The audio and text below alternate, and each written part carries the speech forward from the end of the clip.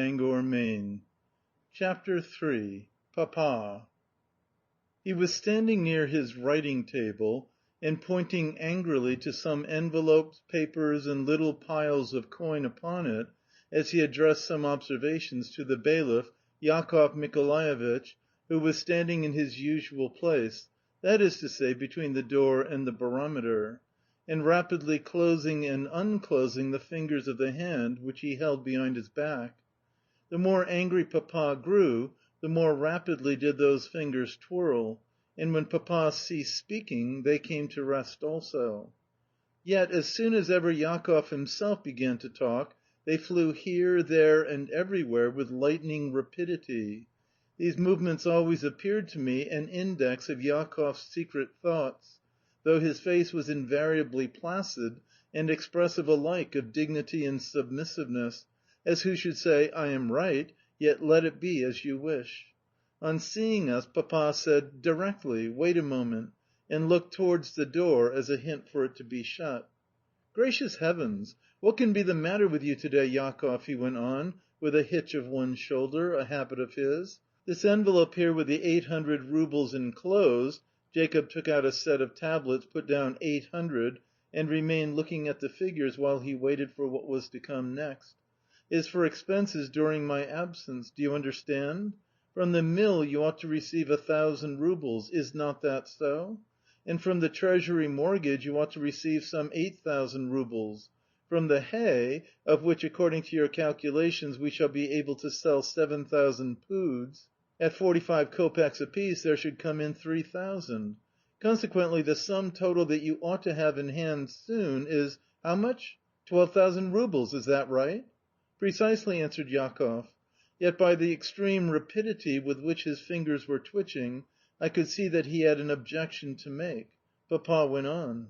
"Well, of this money you will send 10,000 roubles to the Petrovskoe local council. As for the money already at the office, you will remit it to me and enter it as spent on this present date."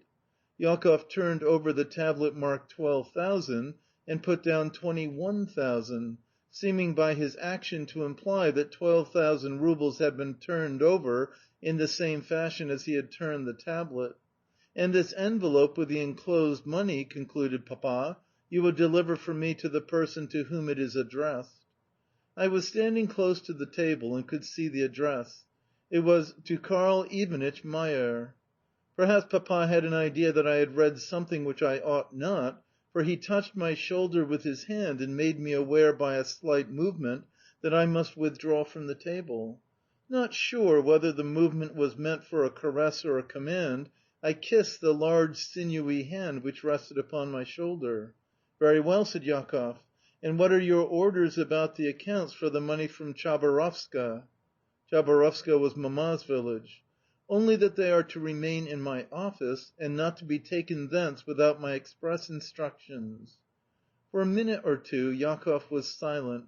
Then his fingers began to twitch with extraordinary rapidity, and, changing the expression of deferential vacancy with which he had listened to his orders for one of shrewd intelligence, he turned his tablets back and spoke.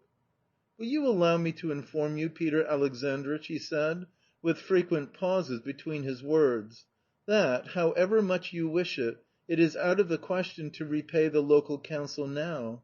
You enumerated some items, I think, as to what ought to come in from the mortgage, the mill, and the hay." He jotted down each of these items on his tablets again as he spoke. "Yet I fear that we must have made a mistake somewhere in the accounts." Here he paused a while and looked gravely at Papa. "How so?" "Well, will you be good enough to look for yourself? There is the account for the mill. The miller has been to me twice to ask for time, and I am afraid that he has no money whatever in hand. He is here now. Would you like to speak to him?" "No.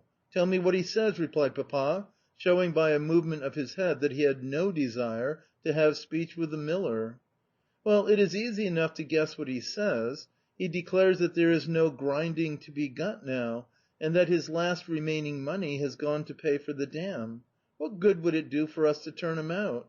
As to what you were pleased to say about the mortgage, you yourself are aware that your money there is locked up and cannot be recovered at a moment's notice. I was sending a load of flour to Ivan Afanovitch to day, and sent him a letter as well, to which he replies that he would have been glad to oblige you, Peter Alexandritch, were it not that the matter is out of his hands now, and that all the circumstances show that it would take you at least 2 months to withdraw the money. From the hay I understood you to estimate a return of 3,000 roubles?" Here Jakoff jotted down 3,000 on his tablets, and then looked for a moment from the figures to Papa with a peculiar expression on his face. "Well, surely you see for yourself how little that is. And even then we should lose if we were to sell the stuff now. For you must know that..." It was clear that he would have had many other arguments to adduce had not Papa interrupted him. "I cannot make any change in my arrangements," said Papa. "Yet if there should really have to be any delay in the recovery of these sums, we could borrow what we wanted from the Chabarovska funds." "Very well, sir." The expression of Jakoff's face and the way in which he twitched his fingers showed that this order had given him great satisfaction.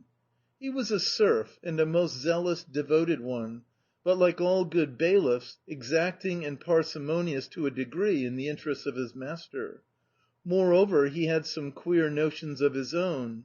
He was forever endeavouring to increase his master's property at the expense of his mistress's, and to prove that it would be impossible to avoid using the rents from her estates for the benefit of Petrovskoe, my father's village and the place where we lived. This point he had now gained, and was delighted in consequence. Papa then greeted ourselves, and said that if we stayed much longer in the country we should become lazy boys; that we were growing quite big now, and must set about doing lessons in earnest. "I suppose you know that I am starting for Moscow to night," he went on, "and that I am going to take you with me. You will live with Grandmamma, but Mamma and the girls will remain here. You know, too, I am sure, that Mamma's one consolation will be to hear that you are doing your lessons well, and pleasing every one around you." The preparations which had been in progress for some days past had made us expect some unusual event, but this news left us thunderstruck. Woloda turned red, and with a shaking voice delivered Mamma's message to Papa. "So this was what my dream foreboded," I thought to myself. "God send that there come nothing worse!" I felt terribly sorry to have to leave Mamma, but at the same rejoiced to think that I should soon be grown up.